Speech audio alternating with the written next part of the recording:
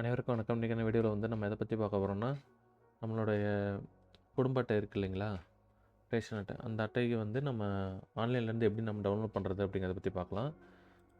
So அதுக்கு வந்துட்டு TNPDS அப்படின்னு சொல்லிட்டு ஒரு வெப்சைட் இருக்கும். ஸோ அதை கிளிக் பண்ணிக்கோங்க. இதில் வந்து பார்த்திங்கன்னா பயனார் நுழைவுன்னு சொல்லிட்டு இருக்கு இல்லைங்களா, இதை கிளிக் பண்ணுங்கள். இதில் வந்து புதிய மின்னணு அட்டை விண்ணப்பிக்கன்னு சொல்லிருக்கு இந்த ஒர்க்கு. அதுக்கப்புறம் பார்த்திங்கன்னா அதோட ஸ்டேட்டஸ் பார்க்குறது, அதுக்கப்புறம் அதோட நகல் மின்னணு குடும்ப அட்டை விண்ணப்பிக்கலாம். அதாவது கார்டு தொலைஞ்சு போச்சுன்னா புதுசாக ஒரு கார்டு வந்து விண்ணப்பிக்கலாம்.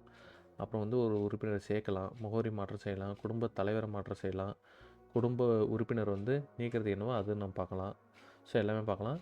இப்போ வந்து எப்படி நம்ம அந்த கார்டு வந்து டவுன்லோட் பண்ணுறதுங்கிறத மட்டும் பார்ப்போம். இதை அடுத்தடுத்த வீடியோவில் வந்து நான் வந்து உங்களுக்கு சொல்கிறேன், சரிங்களா? இப்போ பயனர் நுழைவுன்னு சொல்லிட்டு இருக்கு இல்லையா, இதை கிளிக் பண்ணுங்கள். உங்களுக்கு வந்துட்டு உங்கள் மொபைல் நம்பர் கொடுங்க. இந்த நம்பர் வந்து உங்கள் ரேஷன் கார்டில் வந்து இணைச்சிருக்கணும். நீங்கள் ரேஷன் கார்டில் பொருள் வாங்கும்போது உங்கள் மொபைலுக்கு எந்த மொபைலுக்கு மெசேஜ் வருதோ அந்த மொபைல் நம்பர் கொடுத்துக்குங்க. அப்புறம் மேலே இருக்க கேப்ஸா வந்து என்ட்ரு பண்ணிக்கோங்க. ஓகே, சப்மிட் கொடுங்க. உங்கள் செல்லுக்கு வந்து ஒரு ஓடிபி போயிருக்கும். அந்த ஓடிபி வந்து இங்கே வந்து கொடுக்கணும், சரிங்களா?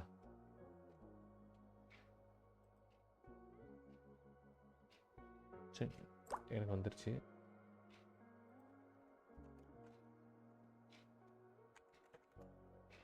ஓகே, பதிவு செய் அப்படின்னு சொல்லிட்டிங்கன்னா உங்களோட ஹோம் பேஜுக்கு வந்துடுவீங்க. ஸோ இதில் வந்து மின்னணு அட்டை கோப்பு பதிவிறக்குன்னு சொல்லிட்டு இருக்கு இல்லைங்களா, இதை டேரெக்டாக கிளிக் பண்ணுங்கள். கிளிக் பண்ணிட்டு ஒரு இடத்துல சேவ் பண்ணி வச்சுக்கோங்க. உங்கள் ட்ரைவில் எங்கேயோ சேவ் பண்ணி வச்சுக்கோங்க. சேவ் பண்ணிவிட்டு பார்த்தீங்கன்னா உங்களுக்கு வந்துட்டு உங்கள் டீட்டெயில் உள்ளது இருக்கும், சரிங்களா? ஸோ இந்த ஜெராக்ஸ் வந்து நீங்கள் எதுக்கு பயன்படுத்தலாம் அப்படின்னா, நீங்கள் வந்து இன்ஸ்டண்ட்டாக வந்து உங்கள் ரேஷன் கார்டு ஜெராக்ஸ் கேட்குறாங்க அப்படின்னா இதை நீங்கள் வந்து பண்ணிக்கலாம். உங்கள்கிட்ட எதுவும் இல்லை அப்படின்னா இதை பண்ணிக்கலாம். இன்னொன்று பார்த்தீங்கன்னா, உங்கள் குடும்பத்தில் உள்ள உறுப்பினர்கள் அவங்களோட டீட்டெயில் எல்லாமே பார்த்துக்கலாம். இது எதுவுமே எடிட் பண்ண முடியாது. ஸோ நீங்கள் பார்த்துக்கலாம்.